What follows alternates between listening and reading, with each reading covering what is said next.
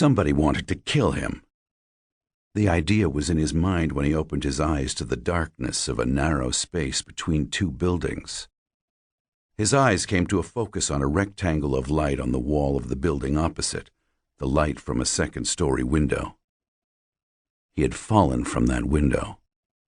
Lying perfectly still, he stared at the rectangle of light as if his life depended on it, yet an awareness was creeping into his consciousness that the window no longer mattered. Only one thing mattered now: escape.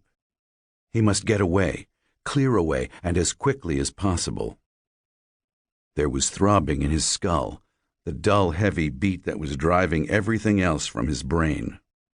Impelled by what urge he could not guess, he lifted a hand toward his face. There was a twinge of pain from the arm. Then he touched his face. He did not know to whom the features belonged. Gingerly, he touched his skull. There was half-caked blood and a deep wound in his scalp. His hand dropped to his shirt, which was stiffening with blood. Somebody had tried to kill him, and he felt sure that they would try again and would not cease trying until he was dead. Nothing else remained in his memory. Stiffly, he turned his head, looking first one way and then the other. In the one direction there was blackness, in the other was light, a street. He was conscious of a faint stirring from the darkness behind the buildings. Something or someone was creeping along in the blackness, some enemy intent upon his destruction. Heaving himself from the ground, he half fell against the building behind him. He remained there for a moment, struggling to gather himself for an effort, for he must escape. He had to get away. A hand went to his hip. There was a holster there, but it was empty. Dropping to his knees, he felt quickly around him, but discovered nothing. His gun, then, must be up there, in that room. It had fallen, or had been taken from him before he fell from the window.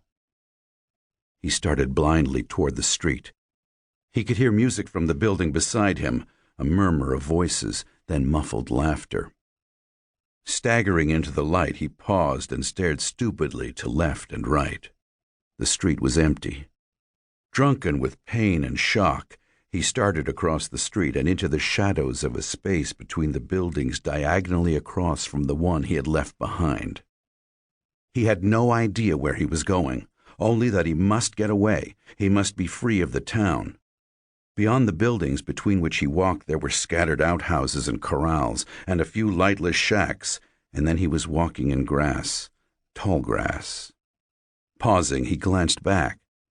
There was no pursuit, so why was he so sure there would be pursuit? He went on, his brain numb with the pounding ache, until he saw before him a single red eye. Staring at it, he went ahead toward the red light. Suddenly he was beside it, and his toe stumbled against the end of a railroad tie. To his left, the rails glimmered away into a vast darkness. On the right, they led to a small railroad station. He had taken a stumbling step toward it when he brought up short, realizing his enemies would surely look for him there. He stopped, swaying on his feet, trying to order his thoughts. He did not know who he was, or what he was. His fingers felt of his clothing. The coat was tight across the shoulders, and the sleeves were a bit short, but it seemed to be of good material. He glanced back at the town, but beyond the fact that it was a very small town, it told him nothing. There had been hitching rails along the street, a few cow ponies standing there. Hence it was a western town. He had heard the whistle a second time before it dawned upon him that a train was coming, and he would, if he remained where he was, be caught in the full glare of the headlight. He dropped into the grass not an instant too soon as the train came rushing out of the night. A train offered escape. An escape would give him a chance to consider, to sort out what must have happened, to discover who he was and why he was pursued.